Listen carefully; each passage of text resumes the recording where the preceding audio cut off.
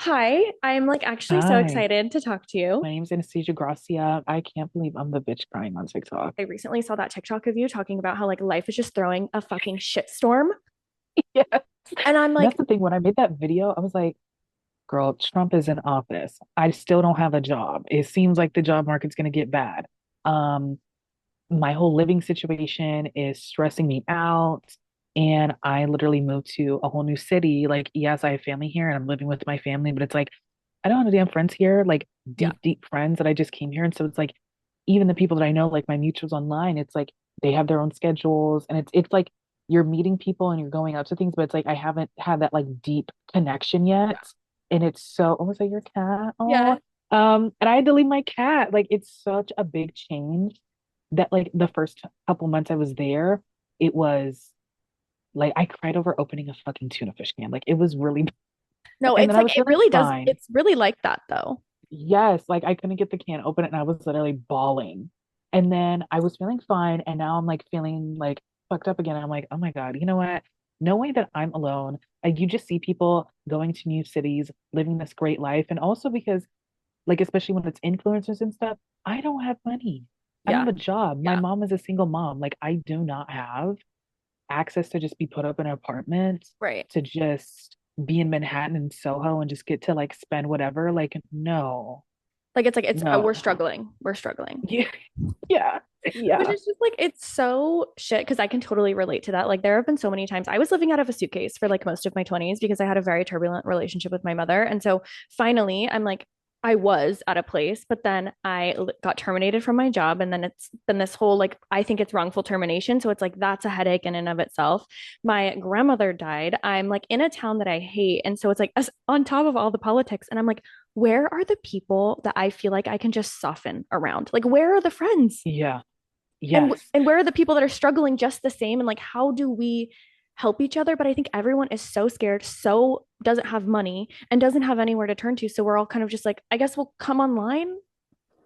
And pretend everything's fine. And it's like, Yeah, no, it's actually not fine. That's why I've been trying to workshop this like video idea for my YouTube where it's like behind the scenes of like influencer, but it's like mm, not people who just get to spend all day going to like Pilates and yeah. lunch, where every time I see those videos, I'm like, pick a day you're busy. No, like Pick a day can you're you show busy us because what I you're actually can't. doing?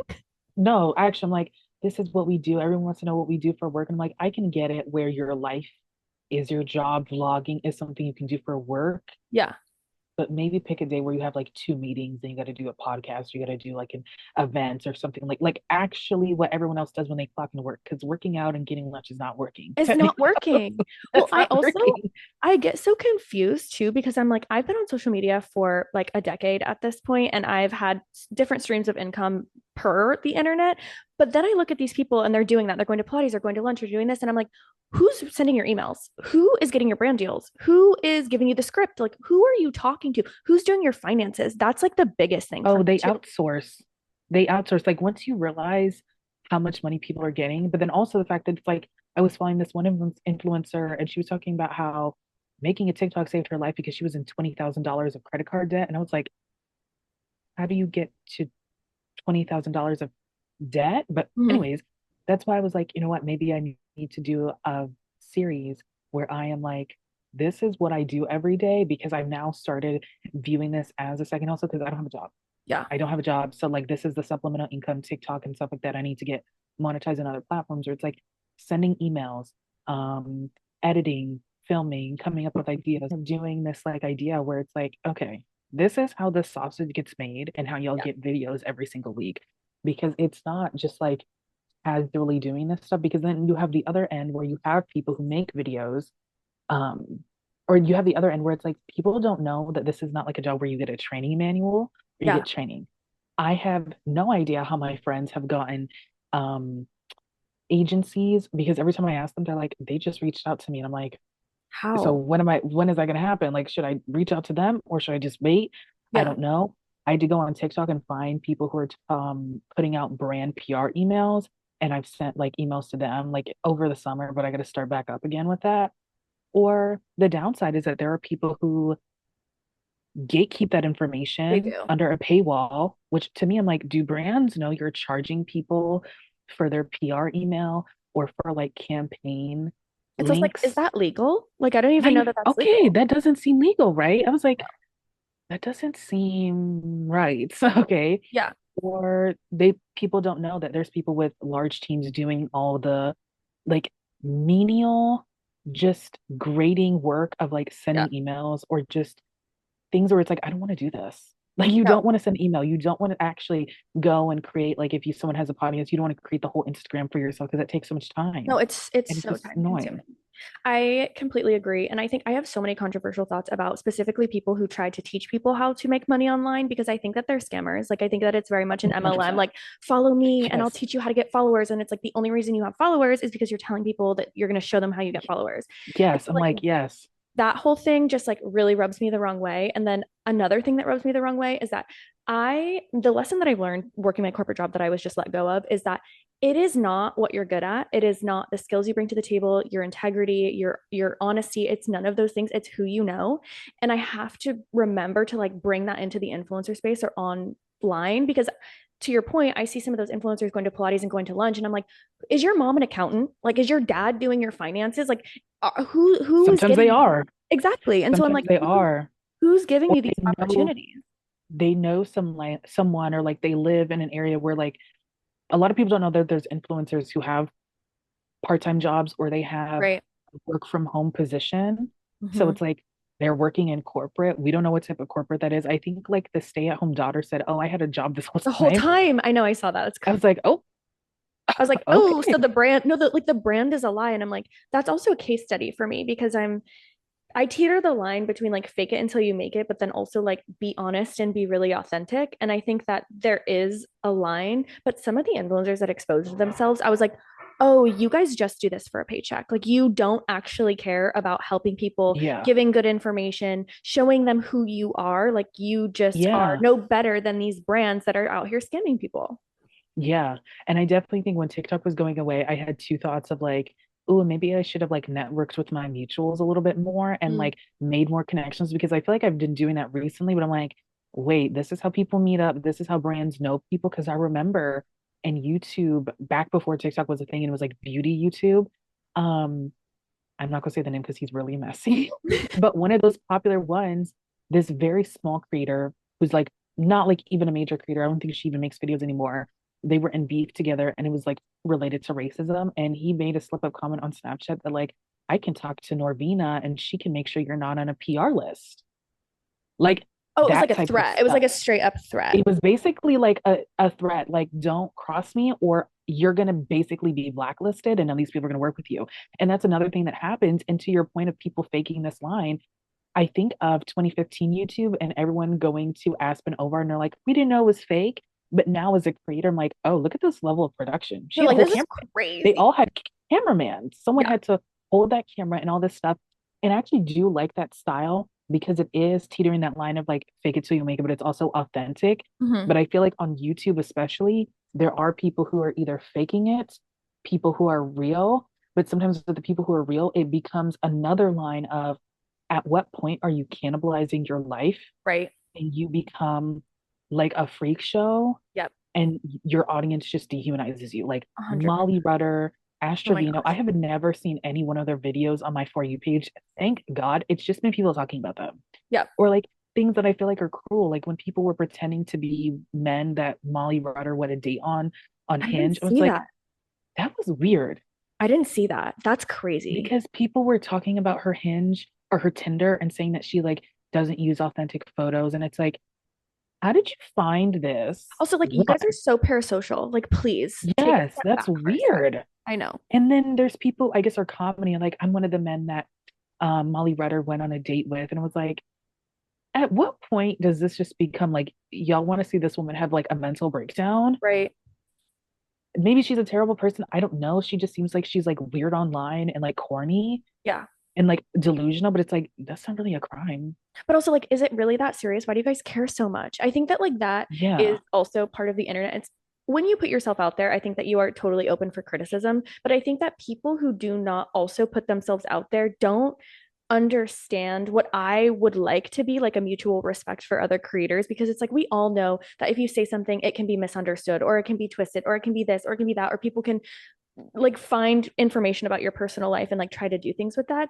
But I think people who don't post don't understand and they don't really care to a certain degree because at the end of the day, like we're just dance monkeys for these people who watch Oh yeah. online and they don't care about us as people at the end of the day in the grand scheme of things. I'm not saying that there aren't good people on the internet because there totally are. No, I talked to a bioethicist, one of my like newer friends, and I interviewed her for my podcast that's supposed to come out.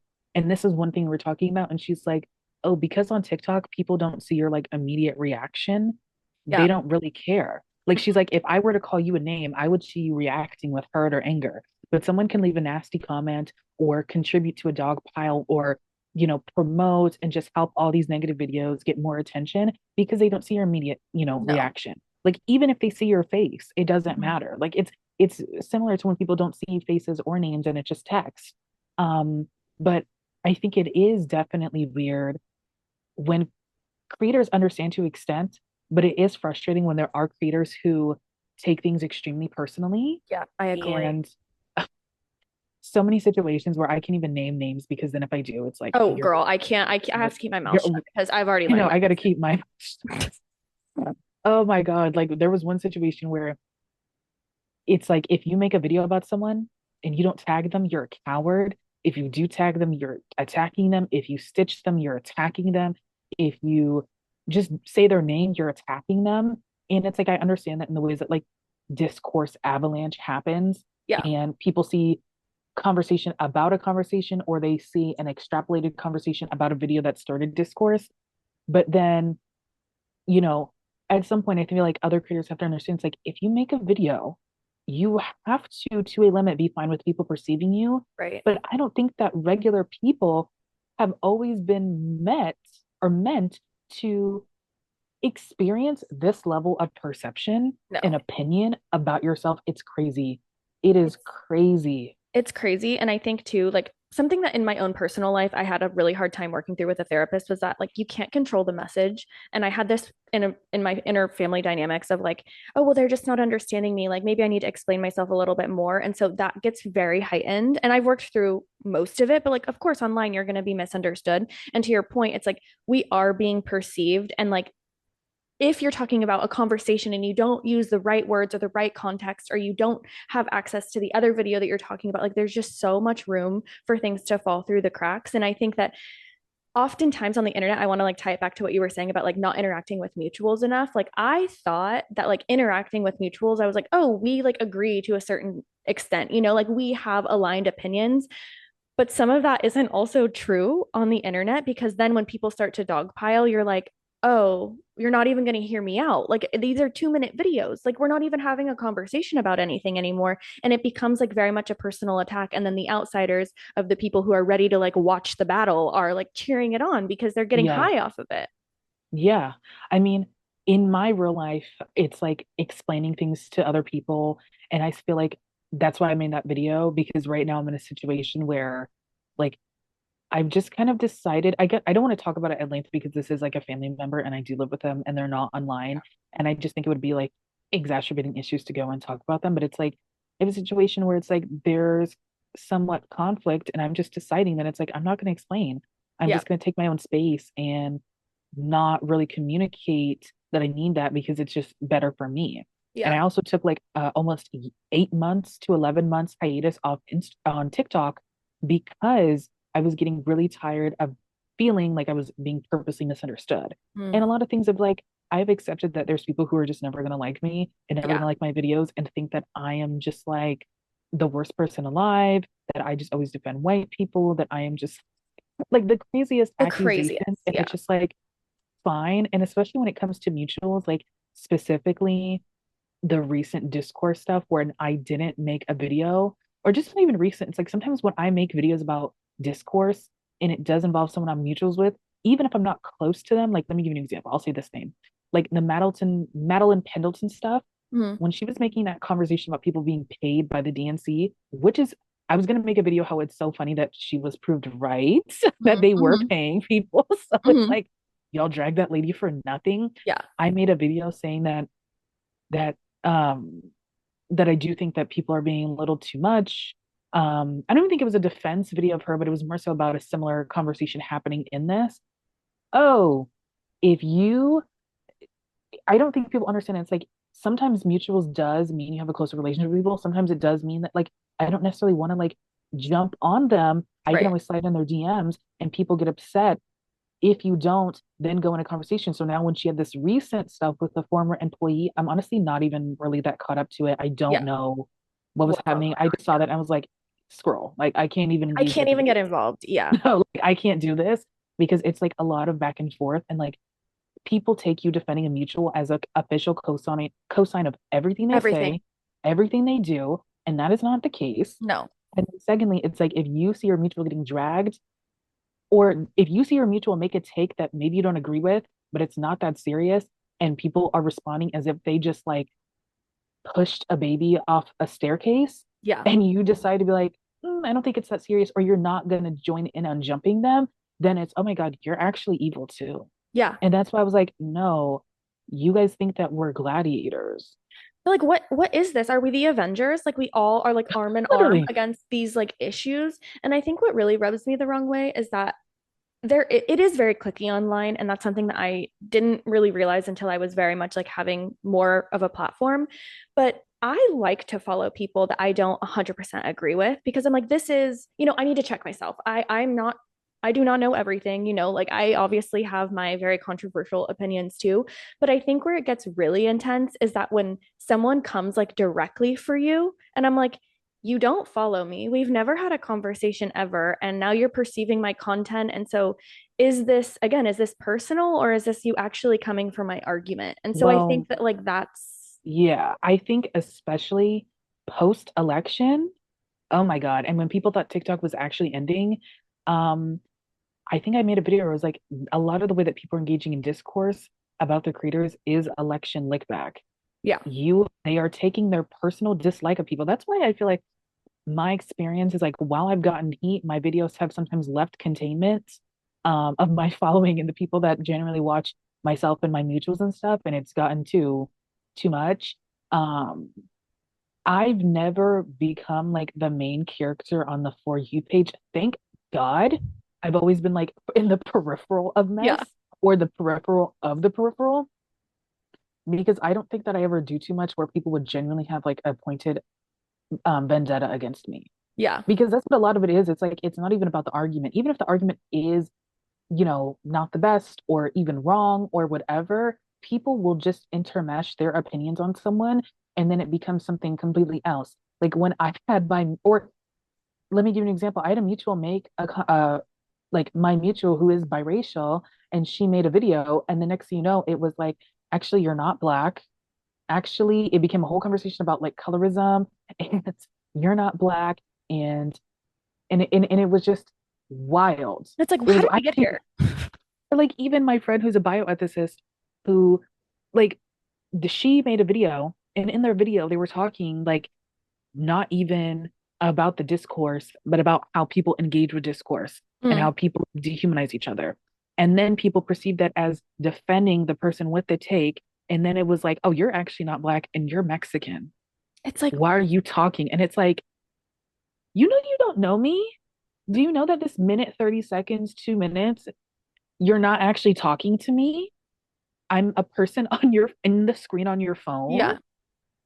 If you like, you would not interact with people like that, or even the situations that people view as normal. Hmm. Like when I made that video about like people making upwards of 40 videos about other people. And I have mutuals that disagree because they're like, oh, what's wrong with people talking? What's wrong with people making video responses to comments? And it's like, that's fine, but why are we acting like this doesn't incite a rabid ass fan base? Yeah. If you went up to someone in a mall and explained this, would they agree with you?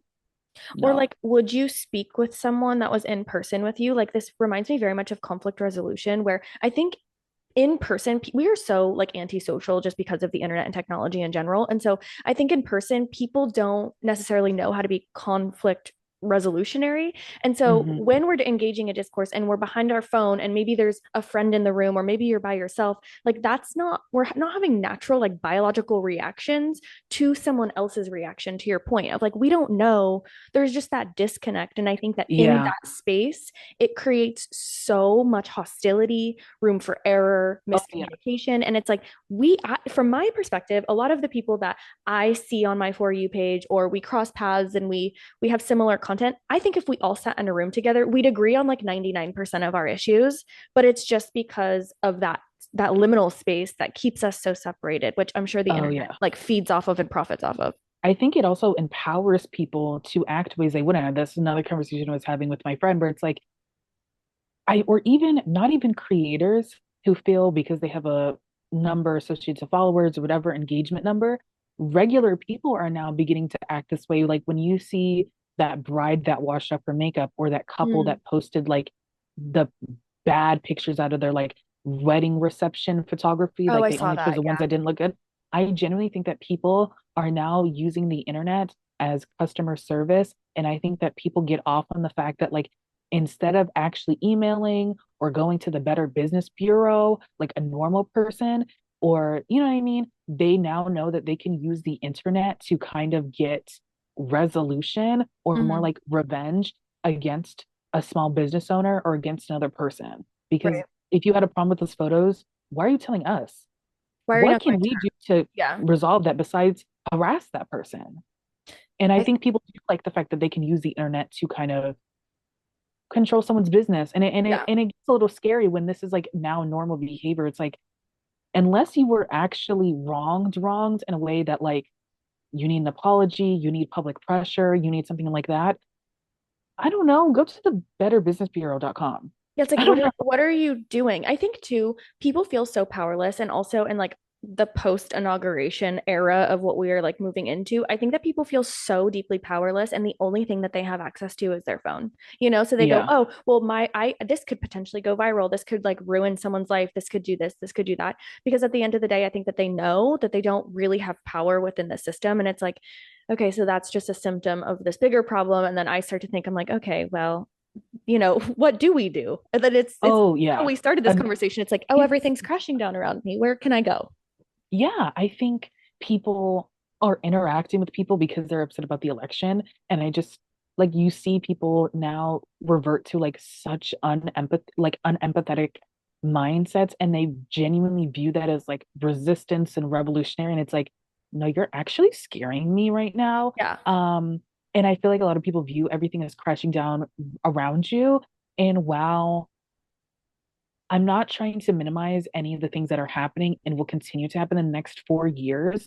But I do want to remind people it's like, one, if there's nothing more powerful than being able to take responsibility for your own life and deciding to stop living with this idea of rules, even in small ways, or like viewing yourself as like having to ask for permission in everything. And I Yes. feel like for women, that's so nice, even if it's small things. But in larger stuff, it's like going out and volunteering. Before I moved to New York, I did volunteering at like a foster home, which was really nice. My friend had to do it for like a class in her college semester. So it was like really nice. And then, you know, when you see things, that's why people are telling them to like get involved in mutual aid and get involved in organizing because we learn things in history and you learn about all this terrible stuff that happened. But I also take away from it, it's like there are so many people that have like gone through it Mm-hmm. and experienced, and they're still here, or they still were able to live good lives despite oppression.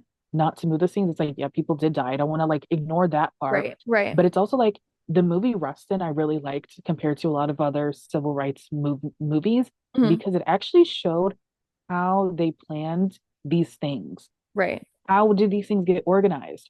Or I was reading the White Album, and before I read that, I took a class on reproductive justice in college, Mm-hmm. and my professor was talking about like women going to feminist, like there were like almost like a clinic, but not just purely medical.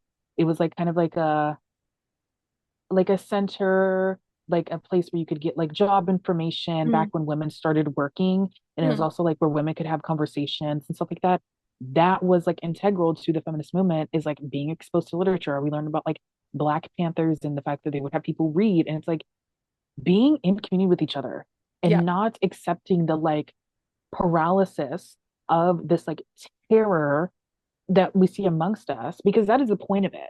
Like, I feel like the more I learn about it, and while I'm not an expert on like fascism, and I do think fascism is like Yes. TikTok's word of the week, where it's like leftist cause fascism.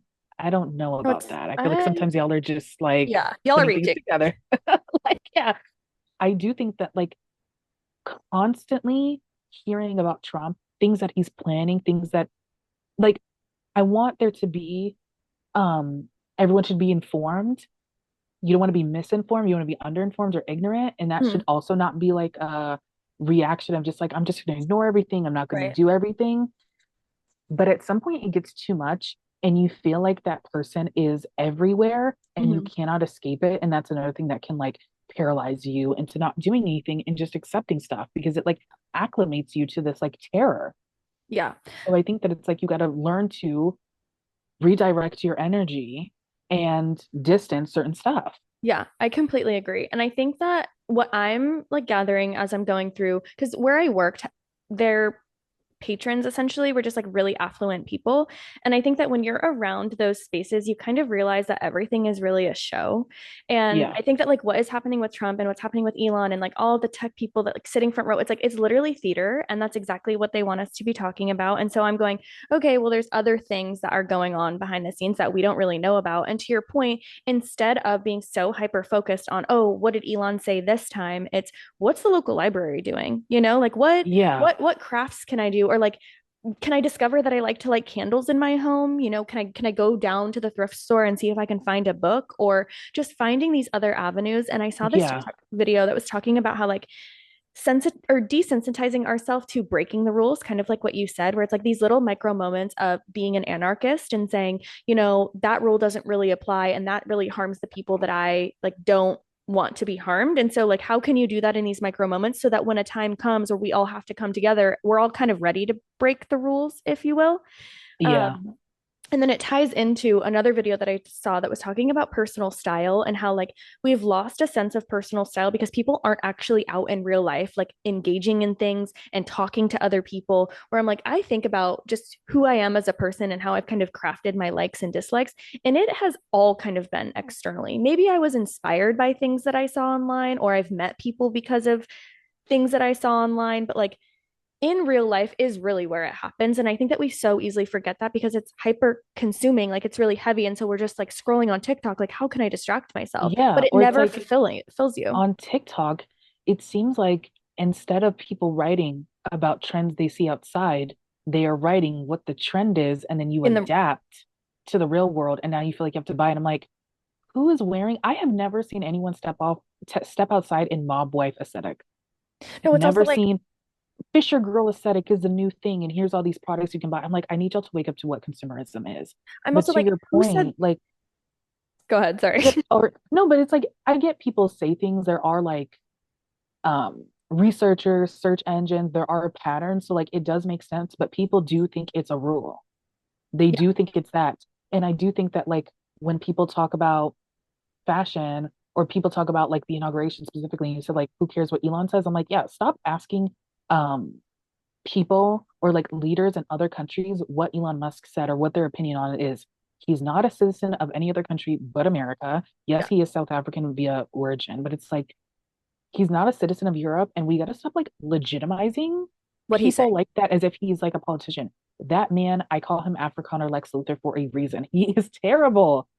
But like on the fashion conversation, where it's like, yeah, the fashion stuff with personal style, I'm trying to do research on this for like potential writing, and I have been thinking about this stuff. Um, but what we see online and how people act, I do think it is interesting how people are talking about like, oh, quiet luxury and rich people this. And like I lived in the richest county in America, which is Loudoun County, Virginia.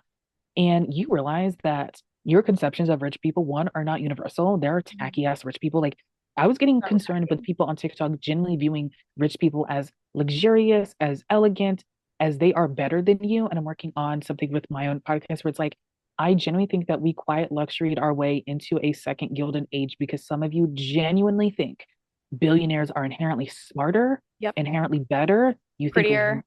prettier, graceful, etc., etc. And it boggles my mind. So now I do find it interesting that Melania Trump is now the first lady again. It's like class is back in the White House. The first lady has to be classy. She has to be somewhat fashionable. I'm failing to like think of any first lady that they think is looking terrible because I made a tweet. I was like, y'all will gag over anyone skinny and white. It's all, yeah, literally. It's also like, Because the Trumps don't she's give classy. acting. All of Nope. them give tacky. Like It the Melania gives Trump so dress, tacky. Tiffany's wedding dress didn't like. Melania's wedding dress was a chop. Y'all were gagging over a coat dress and a hat. It You know who gets, actually has coat dresses on? Kate Middleton. That's someone you can maybe gag over a coat dress. yeah, But exactly. no. I just think too that it's like it's all caricatures of these perceptions of what we think like reality is. And to your point, like rich people can be tacky as hell. Like I said, in the place that I worked, it's like, and they also don't behave appropriately because they don't think that the rules No. apply to them. So I think that this like And hyper they're not around policing, people. exactly, and the hyper policing of like, oh, quiet luxury and this and that, and it's like, girl, they're not thinking about it. Like they're buying And brands you've never heard of. They're doing yeah. all these things that like you will never have access to. And I know that it's like a cling to some sort of like power, but like we're never gonna have that. Or like this idea that, or like when Sophia Richie got married and people were acting like Sophia Richie was some nobody, and that look how she changed up her style and she got a rich man. Her father has more money than her husband's father. It, She's it literally richer than him. So it's not like she, and that's another thing that's like kind of concerning where it's like, you guys were fine and perpetuating this idea because you guys want this Cinderella fantasy mm-hmm. Oh my God, that didn't get me started with you that. are going to marry a rich man Mm-hmm. and leave wealth. And I don't like it because one, I find this like also infantilization or self-infantilization that like people in our generation are doing, especially women or Yeah. like people who have like some form of neurodivergency. Like it's getting annoying, but it's like you're admitting that you're fine changing the core of your being for the potential of getting a rich man. And while people are saying, oh, it's not for a man, it's for a lifestyle, it's like what do you think happens to women who have nothing who marry rich? I made a bit, I can't remember how long it was like, you want to marry a rich man, but do you want to divorce a rich man who No, only cares about you to be an object? You want to go through a custody battle? You know what no. happens to women like this? They get destroyed. Those men take everything. This is not safety.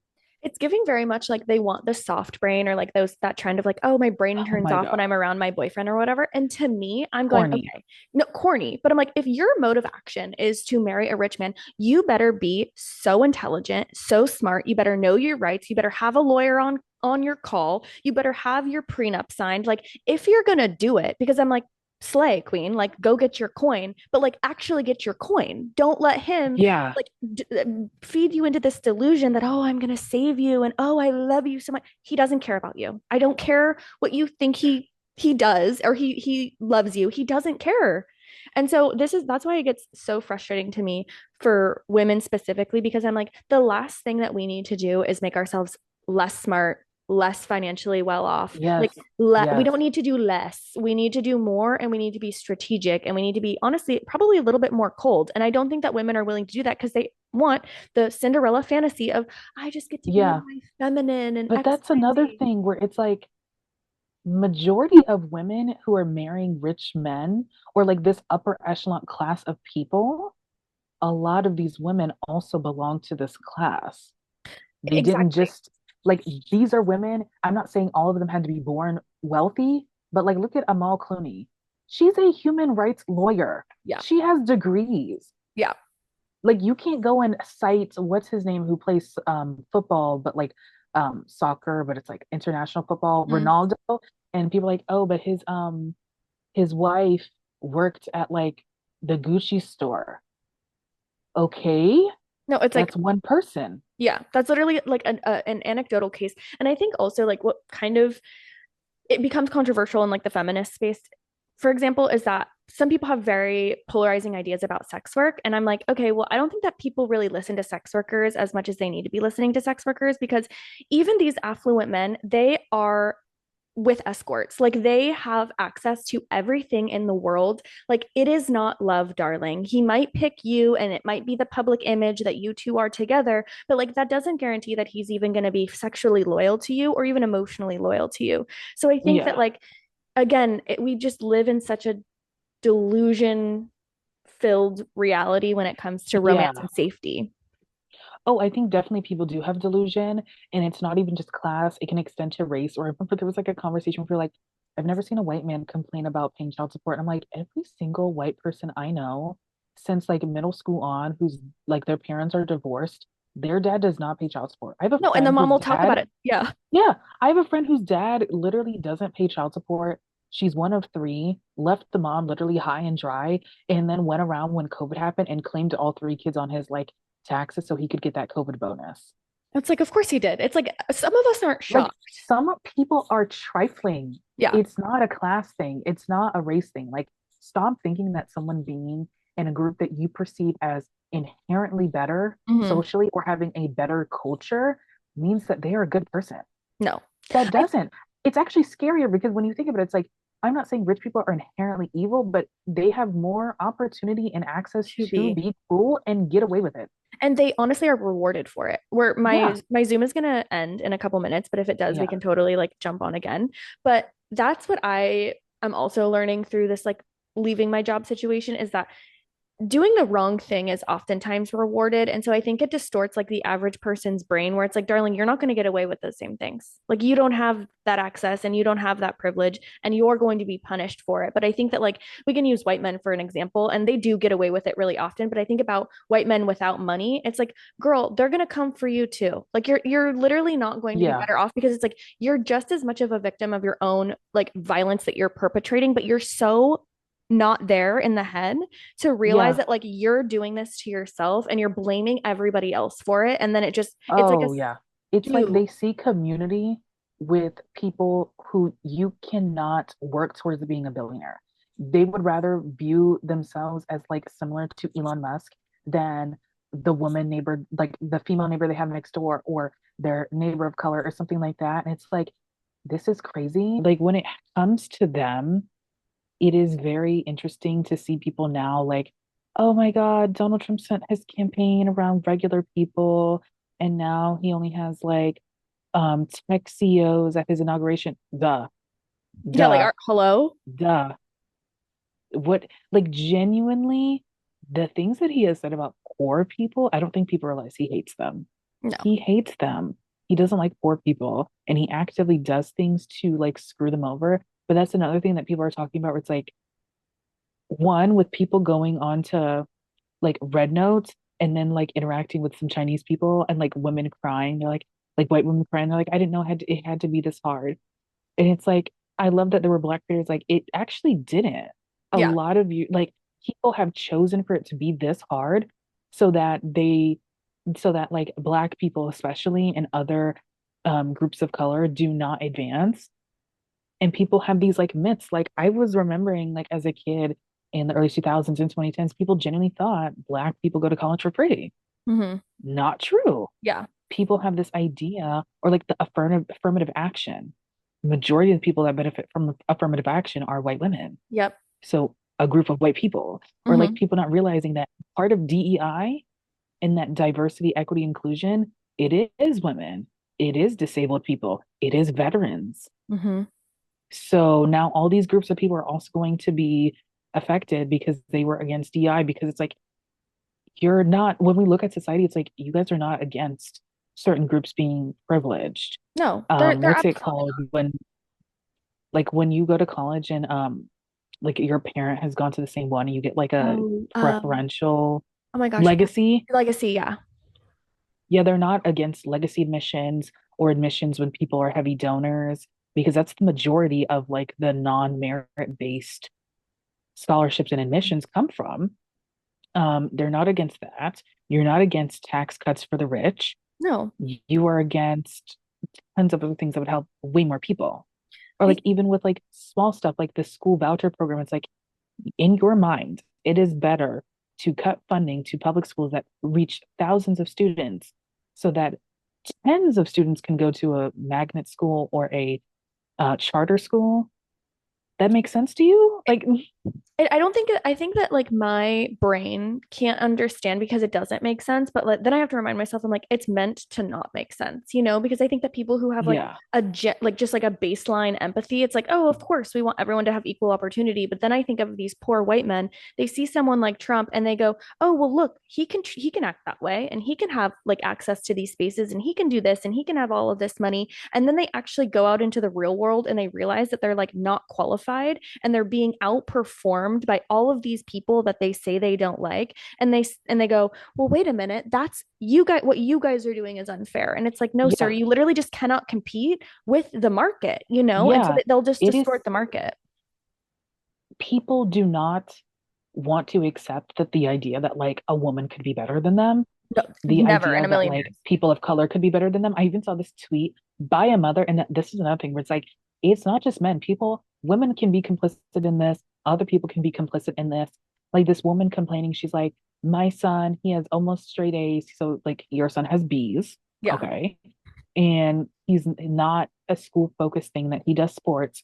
And she's like, he wants to be a doctor, but it's not fair that girls who get straight A's and have been tutored all the time and they're not well rounded, it's not fair that they get accepted to like medical schools and stuff like that.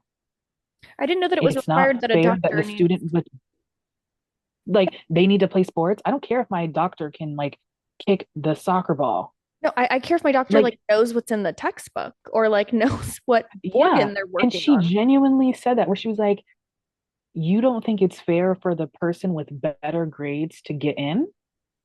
I will never understand women, and then specifically boy moms. Like, I feel like that's like a whole other category, but like women who will then become the apologists for mediocre men. Like, I was just out to lunch the other day and there were a couple women around the table, and these men were just like on their phones. They were talking about things that I don't think that the women were finding interesting because the women were kind of just like not paying attention. And I'm like, you feel in your body that these men don't respect you. You feel in your body. I'm sure a mother of a Oh son yeah. knows that her son does not respect her, but then they still do the bidding for them. And I'm like, how does that feel in your body? It can't feel good because I'm already filled with rage and I'm around no straight men. You know, I'm around no men in It's my life. delusion. They have I want a delusion. pill. I Like when want the you see, drug. no, you see these women are like, the best thing about my boyfriend is he's misogynistic to every woman except me. Oh, so your boyfriend hates women? Oh, so your boyfriend hates you, darling. You just don't admit it to Like, yourself. girl, you're unsafe. Like, I remember watching one creator, she's like, anything that a man will do to other women, he will do to you. Oh, And I've had no this questions conversation with asked. my mom where I've like, our conversation of like decentering men needs to extend beyond relationships because it's like, okay, I have no siblings, thank God. And one thing when you're an only child, you also realize it's like, whoa, like if my mom decided to have more kids, I would have been like the oldest daughter, which prayers to anyone who's like the oldest daughter in the family. Me. My mom is the oldest daughter. She only has younger brothers. So was my grandma. So was her grandmother. Like multiple generations of women who have nothing but brothers. Yeah. And then there's me. End of the line. Thank God. Um, and so when people do a lot of things like in families, I do feel like I don't even know if it's like a cultural thing, but it's like people are taught to prioritize the men in their family even above their own children, even Mm, above their own spouse, yeah. like the men they're related to. Yeah. And it gets to a point where it's like, what are we doing? This is No, getting ridiculous. no, it's also And like, so it's like, even now, when I see women who have boyfriends who don't like them, I know one girl who her boyfriend don't like her. Like she had to pay him to help her set up like a not a cabana, but like a booth in like an art festival. She had to pay him no, in the form of absolutely not. paying for dinner so that he could help her with that. They live together. He No. doesn't have a job. Oh, She has a job. he doesn't have a Yeah. job? At the time, he did not have a job and he was living in the apartment with her family for free. And the only thing he paid was the $90 storage fee. And she was going to college full time and working a job. And she had an internship and she was buying his food, his clothes, cooking him like 5 course dinners. No, girl, release yourself. I will For never now, they understand. live together alone. And she dropped out of college. And I do think that he was part of the reason of her dropping out of college and she dropped out like a semester before she'd be able to get a degree. I was like, oh, No, sister. it's like, Because he was actually the only thing he was doing was like part-time community college work. But then when you get to the end of the community college, like you're supposed to get your associates, and then at least in the state we were in or the county we were in, the community college there, you could automatically matriculate to a university. They could mm-hmm. not deny you. Yeah. He, because of what his field was, they were telling him like, oh, the classes you're taking that you would need to take like entry level now, you know what I mean? They're not available until like next semester. So you would have to wait like a year or 6 months or so. Yeah. He felt like that was so he's like, I don't even need this anyway. And like he was doing IT and he's like, the classes are so dumb. I had to write an essay about like how does IT relate to national security? I'm I like, was I could like, write that that is essay. the literally, yes, like anyone could write that essay. If you've been in school for 2 years in an IT program and you can't write that, like he would work like he would do Uber Eats, but he would drive her car No, absolutely not. because his I car think was that messed up. And like she stressed me out so much. We weren't even friends. We had a mutual friend. And then like this relationship she was with, and just overall her like general person, but like this relationship just intensified why people were distancing themselves from her. mhm. Because like I'm gonna be honest, some of the behaviors displayed in this relationship, I'm like, this gives abusive. No, he Because was a this is hundred. like someone who I know who doesn't take accountability, but every time she would describe conflict in that relationship, it would always be her fault. Yep. And I was Of like, course. that's concerning. I talked to my own therapist about this just to get like an expert opinion. And that's why I was thinking about Brianna Chicken Fry and that Mm, relationship. And I have a video in the drafts about this where I'm like, what do you do when you're in your 20s and you see women getting treated like crap by their boyfriend, or in some cases in an abusive relationship? And how do you navigate that in a friendship when your friend's in that? Because sometimes, or a lot of times, because like abusers want to isolate, they will wreck friendships they to will. further isolate that person. And and the person is in like this emotional tailspin. So it's like it makes sense why sometimes they can't be a good friend, but sometimes like in that Brianna chicken fry situation where it's like if your boyfriend is treating your friend like the stuff she described of him like constantly dragging Grace, No, I could see I why she just would not want to associate anymore because that's not healthy for her no. anymore. I have so many opinions about this because there are some friends that are dating men and they have made the most concerning comments of like, oh, I don't really trust her taste. I don't trust her opinion. I don't do this. I don't do that. And I'm like, I know that I'm the friend that these women come to just like talk shit on their boyfriend. Like that's why my username is your boyfriend's worst nightmare because I'm like, I'll listen and I'll literally hate your boyfriend and like I'll say it to his face and I'll like hold a mirror up to him and he's not going to like that. And this is what you were saying about like what do you do in these situations when these women are in these relationships? And like for me, I've learned I need to like bite my tongue in some situations where it's like these women don't want to leave unless they like are ready to leave, Yeah. but also like balancing that with like genuine care and like I will be here for you when like you need me. Yes, that's what my But therapist said to do. yeah. But like in my 20s, I haven't had really any serious relationships outside of one, and I don't date men anymore, like because look at what we're dealing with. Um, but when I was dating a man, he was not good for me. We went 50-50. It was just like I was way more ambitious than him. We weren't compatible. But I was so naive and I had no relationship experience or romantic experience to know really any different. And so you're, doing your own life lessons. And looking back on that, I asked my mother or even my sibling, and I'm like, why did you both not shake me and say, like, what the fuck are you doing? Like, get out of this relationship. And my mom said, she was like, oh, well, you have to learn your own life lessons and you had to go through. And I'm like, no, I didn't. I didn't need to be like hit over the head with an oar. I didn't need to be called a bitch. I didn't need to be like, I didn't need to go through those things. And I think that sometimes even women, like you said, are just as complicit because they think, oh, well, that's like for another woman to learn. That's her lesson to learn. Oh And yeah. it's like, Yeah. no, And it's not. it's crazy. Like I have never been in a serious relationship and I've actually had so much fear about that Mm. because it's like I was talking to my therapist and I'm like, I'm just so worried that I would end up in an abusive relationship. Or it's like I acknowledge that there's things that like you I don't want to like victim blame people, but like you could have made choices to not be in that. Yeah. But she was like, you should I was like, I'm gonna make a list of things that are like non-negotiable of like how I want to be treated, I don't think that we have empowered culturally women to have a level of like how they deserve to be treated. I And I agree. also think that when I was learning in my feminist like classes in college and stuff like that, like how we learn and treat, like how we display gender, how we learn it, how it's mirrored to us, and we are policed by adults of what is right and what is wrong. Like Mm, when we see those conversations of like weaponized incompetence by men, and I see these women have children, and it's like I feel bad for them, but it's also like you are teaching your daughter that her husband should just like let her be stressed out. Or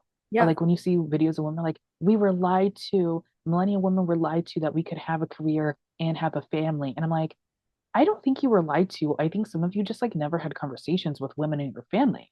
Yeah. Because I'm like, some of you had two parent households and like you didn't notice that like all the women clean up on like Thanksgiving and the men are just watching football. You like when you have like a single mother or a divorced mother Hmm. and they have to do it themselves, they'll tell you, They will. oh, Yeah. you They're think loud all and this clear. happens? I mean, they're loud and clear that like I'm going to work, I'm raising you, I'm doing all this stuff, I'm cleaning, all this other stuff. Versus sometimes like in like heterosexual couples, it's not who the hell is texting me? I'm so sorry. Okay. In heterosexual relationships, there is just like a level of silence because people view that as normal. It's like, no. I do like those women who are like, I'm gonna go on vacation and my husband's gonna have the baby and he's Yeah. gonna have to figure it out.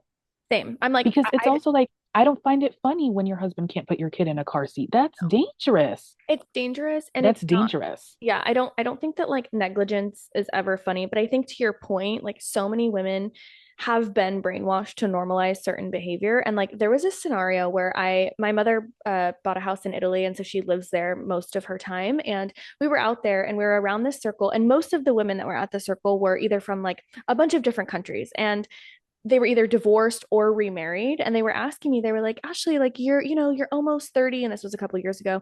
When are you going to get married, and like when do you think you're going to have kids? And I was like, oh, like I don't think I'm interested in those things based on what I saw my mother go through in society and whatever. And they all go, oh well, you'll change your mind, you'll meet the right one. And I'm looking at all of them, I'm like, aren't you all divorced? What do you mean meet the right one? Yeah, Half of yeah. you are single now because you've left the man that ruined your life. And so I think that women can so easily like be in denial of like it's not that bad, it's not that bad. And then to your point, there's these fears of like, oh my gosh, am I going to be in an abusive relationship? Because we don't even talk explicitly about what abuse is. Like women won't even be able to Yeah. really call it out because they think that it's normal. They think that a man not being able to put his baby in a car seat is a hee hee ha ha joke. And it's like, oh, Like actually that he's is your like super, child. yeah, it's like he's incompetent and your baby could be like very harmed if they're not put in properly. And so I don't think, but the flip side of the coin for me is I'm like, the women know because their body is telling them. Their body is watching their Yeah. husband interact with their baby, their prized possession, and does not feel secure. And I think that I wish that more women were empowered to like listen to those feelings and then know how to act on them. Because I think even if you Yeah. feel it, you don't know what to do because you're so far down the hole now. Yeah, that's why I tell my mom she's very inspiring to me because it's like you're divorced and you're in your 50s and you're still taking a chance on yourself and life. And it doesn't have to be related to like romantic relationships where it's like, I know that it's like, even if I get in a relationship and it breaks down, I still have life. I'm still Period. going to be here. Yeah. You did not come into this world with a man. I mean, No. unless you're a twin, but it's like, Yeah. like you most likely came into this world alone. Mm-hmm. You were the reason you have life is not To be. just for the purpose of having like another partner.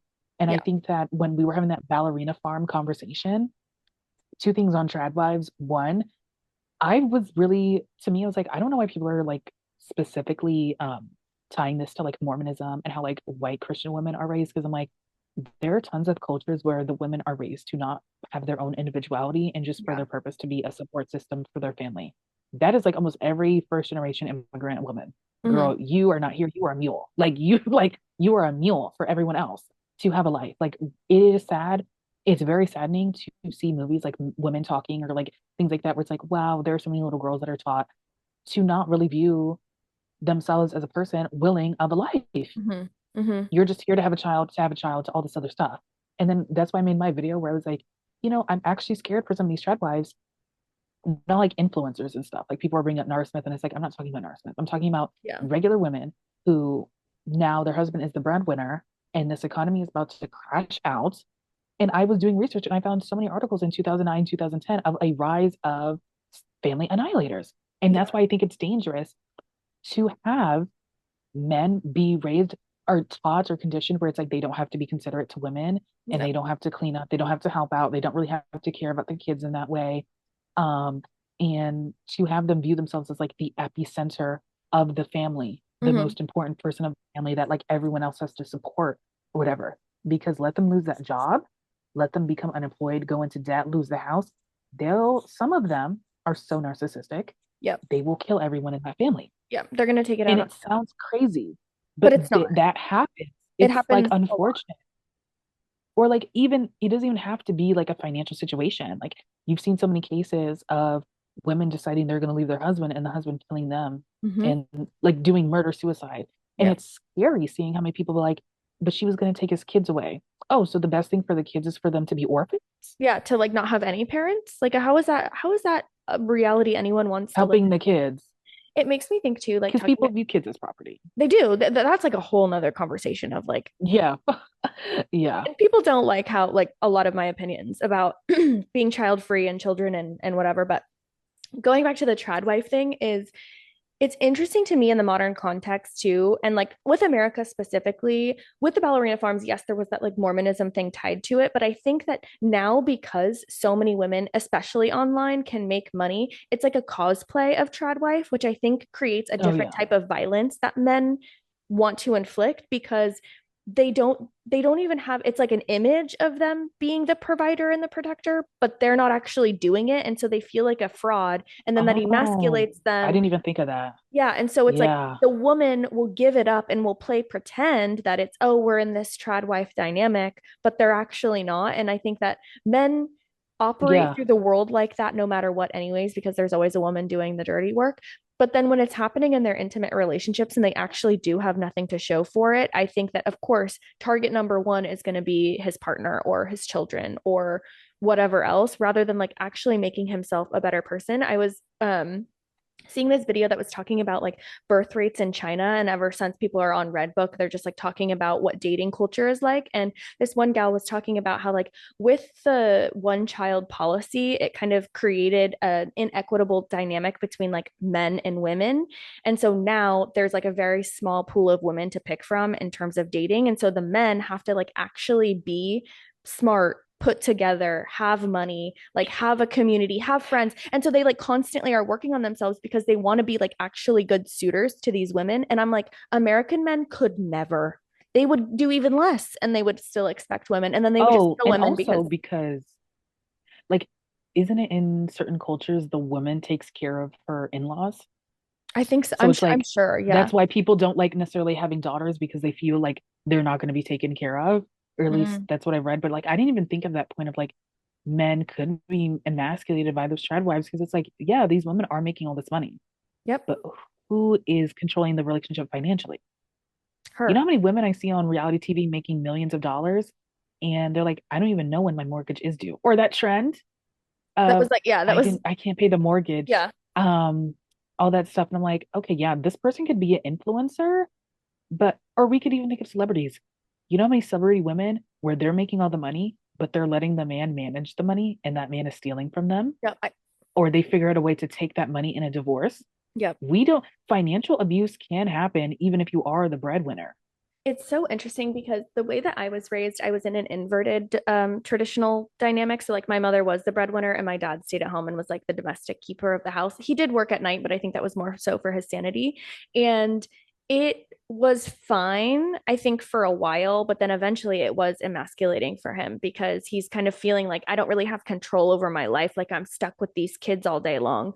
And what do I do with that? And so then my mother, of course, was doing the escape thing and going to work and not really wanting to be around her family, exactly what people do in corporate America. Like, it was just she was the man in the relationship almost based on gender norms. And so then when they got divorced, he was entitled to money. He was entitled to alimony. He was entitled to all of these things.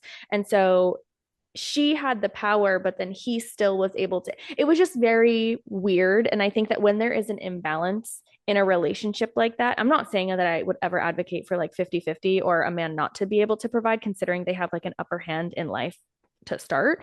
But I do think that like you do need to consider the emotional, psychological, mental repercussions of going against these gender norms, because it's going to impact people because they're going to be constantly faced with being different than the norm, because I don't see dating getting any better for anyone in the near future. Yeah, I don't know. I deleted Hinge because I was like, I just think I'm better in person because I just don't. I didn't know that you were supposed to like immediately start flirting with the person via text. I didn't know that. I Oh, just was it's trying not to a start thing. like a conversation. Yeah. So I was like, what are your favorite books? Like if they mentioned something in their like profile, I would like ask them about it. Yeah. And then like sometimes he will respond, but then sometimes it would end up nothing. I'm like, oh, maybe I wasn't like getting to the point of flirting, or like you're not, am I supposed to get to it quick enough to like show that they can just like prioritize this conversation? But like I don't know, I feel like I'm so much better in person. Yeah. Even though it's like I've never done any of that stuff. And It's it's like interesting. I It's feel weird, but it's like you see all those people like late bloomer stuff. And oh, like sometimes it is annoying when people in like relationships where they're like they don't get it.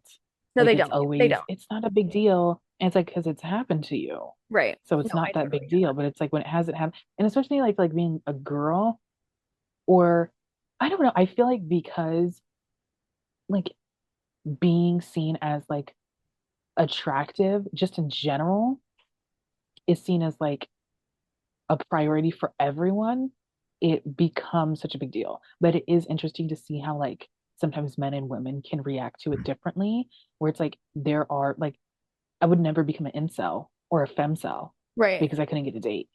Like some people are just raised to view themselves as like entitled to it and Right. that it's a problem with other Them. people versus other people view it as like, oh my God, there's something wrong with me. And I Yeah. think both are wrong, but like the repercussions of someone of being like super insecure or like what's the worst thing that's going to happen? They're going to turn into like a Molly Rudder to go back to our previous conversation versus Yeah. someone who becomes like an incel and Yeah. becomes violent. It's interesting too, because I think that this is like, we could even talk about this forever. Romantic relationships, dating, being a late bloomer. I totally like was that same way before I was in that one relationship. And I was only really in that relationship because I wanted to know what I was missing out on, which I think is a really valid thing that a lot of people feel. But I think that that also leads to things not necessarily being healthy. And it's just interesting where I think that women who are single are obviously, we're constantly getting messaging of like, you shouldn't be single, or you should have a partner, and you should do this and you should do that. And I think that the reason that single women don't have a partner is because the men aren't good enough. But then the women, we can so easily be like, oh, this is like something wrong with me. Like, I'm not pretty enough. I'm not smart enough. I'm not this. I'm not in the right spaces. And at the end of the day, I don't even think that it's a woman's problem. Like, maybe I'm just biased. And I think that like men are responsible for it. But it can be really frustrating seeing other people in relationships. But I have to remind myself, I'm like, I don't know if they're happy. Like, half the time, people who are in relationships are speaking to me and all they do is talk shit about their boyfriend, or all they do is like talk shit about like all these other things. And I'm like, then why are you in a relationship? And then when you're not in a relationship, you're like, oh, it would be so nice to like cuddle with someone and flirt with someone and get to know someone. And I'm like, do Yeah, the I people think in we relationships even know each other? Do they speak? I mean, I think that, and then also people like deprioritize, like going back to what you were saying about people being antisocial. Like, while I don't think that friendships, just having an abundance of friendships can like replace Mm, everything that comes with being in a romantic relationship, even if it's like female friendships and you have a boyfriend, like I don't even think it's like that gender thing, um, or like heteros or sexuality thing. mm, I think that like people like it is very interesting when people just describe just always hanging out with their boyfriend all the time. Where it's like you do need a support system to maybe get you out of those things, but also to also view your support system as also people and not just people to like complain about your boyfriend. yeah, I completely. Like it's like I don't know. It's complicated because people get very defensive. Um, because I feel like people I don't know. I don't I don't know if I'm one of those people that view like we should just like decenter men in everything Mm, and just have female friendships and hobbies because I'm like, there are people who are just straight. Like they're always going to Yeah. want to like have sex with a man who Mm, are like there's women who are just straight. So it's like it feels like it's not necessarily an option for them to just like opt out of that necessarily. Like it doesn't yeah. really make any sense. Um, and that doesn't really deprive us of like misogyny, but like you getting out there and knowing people, I feel like with my video and my loneliness, where it's like I feel like in times where I'm already isolated, I then get insecure about my Mm, lack of relationships. I feel like they are connected. I don't feel like, unless I feel like some maybe as you get older, as someone gets older and then maybe in their 30s and more of that time where people expect them to mhm. be in a relationship, but it's like, I don't think that that should be the expectation of like what it is to be fulfilled and happy. No, Like, I completely agree. I think that it is more difficult for me in the sense that like I don't want to date men, and so I do have to be really sensitive to women that still are like sexually desiring of men. And I met this gal in Bali when I was traveling abroad, and she was just like the most radiant, like super cool woman. And she told me something that will stick with me forever. She was like, men are like great for lovers, but like they're not great for life partners. And so like I will build my life around all of my other relationships, and then I will like have my fun with my male partner or a man. And I was like, that's a really great concept that I think is really radical in the grand scheme of things, because some women can't even conceptualize like building a life that isn't very heteronormative and nuclear family focused. And I think another thing that I thought of is when you were talking about being antisocial, I think that people don't interact in person enough when it comes to romance, and it also comes to friendship. Like for me, I have really had to build up a skill of confidence to like if I see someone in public and I think that their outfit is cool, I think their vibe is cool, I like overhear them saying something that I'm really interested in, like I make it an intention to go up to them and to speak to them and say, "Oh my gosh, I love your outfit. Oh my yes, gosh, you were I've been talking doing about that so too. and so." Yes, It's really yes, empowering, and like it kind of eats away at that loneliness, because you're like you never know who you're going to meet if you like voice a bit of connection to these strangers. yes, yes. Like I just think that like talking to people, saying how great they look, this is how people make friends. This Mm-hmm. is how, all this stuff happens. And it's like, yeah, we have to start doing that. I don't know why we want to. I feel like when we also have these expectations that it's just naturally going to happen, but then we don't have advice on like the practical of it, makes Yeah. it more isolating. I completely agree. I think too, there's this like I just remember I had this really good friend, and she's married now, but she always kept saying like, "Oh, I want to meet someone organically. Like I don't want to be on the apps." And I'm like, "Okay, well, if that is true, like you actually have to put yourself outside of your comfort zone for it to happen organically." Like I think that people think, "Oh, I'm gonna like trip over somebody and we're gonna become besties," or Yeah. like I'm gonna trip over somebody and we're gonna lock eyes and it's gonna be love at first sight. And I'm like, no, you actually still have to like take action. And back to what you were saying earlier about like this responsibility over one's life, and yes, there are so many circumstances that are far out of our control, but like another thing that my therapist really worked with me on is that even in all of that we still have a choice. And like what choices are we making? Are we making inaction choices? Are we making actionable choices? Like how are we reclaiming some of the power that we do have? And I think that it needs to be at the forefront when you're like trying to forge relationships. It can be super difficult when you're not in the right environment. And I can speak for that personally, because I'm like so not in the right environment that I'm like in the suburbs in loser land. I'm like, my cat is next to me. Like we do this all day, like there's not much else for me. Yeah. But it's if you practice it in the environments where it's not likely to happen, it's probably more likely going to happen, and you'll feel comfortable to do it when you are in that better environment, if that makes sense. Yeah. That's why I also think that I like living in New York City because this is a place where you are forced to be around people. Like Mm-hmm. you take the subway, you're on the bus, you're around people. And one thing, it's like people make it seem like it's so dangerous here and it's not, but it's like I think people are trying to force us to be afraid of people. They People are. are trying to like limit our interactions with people. And it's just so much better to just have conversations, talk to people. I've told people so many crazy things and like explain my whole living situation and stuff.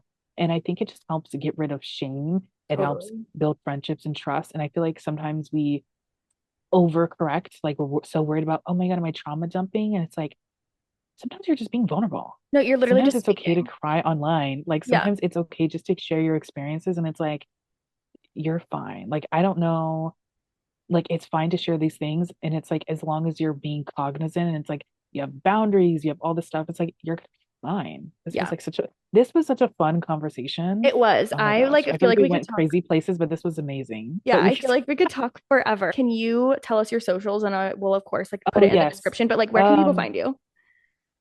you can find me. My name is Anastasia Gracia. My TikTok and Instagram and YouTube all have the same handle underscore Anastasia Gracia, all one word. And then I have Red Note, which is just my name, no underscores. I have my Tumblr, which I'm pretty sure is like my name now is the handle. And I have my podcast and my Substack. My Substack's already out, but my podcast associated with it is going to be like This Is Everything. That's going to be the name of it. So it's like you can find me. I like talking about everything basically fashion, perfume, reading books, movies, politics, just a general commentary. And I also like talking to other people and interviewing them. Um, yeah, if you're really interested in that stuff, you could follow me there. And yeah, Love that. Well, thank you so much for coming on. Cool. I will talk to you soon. bye. See you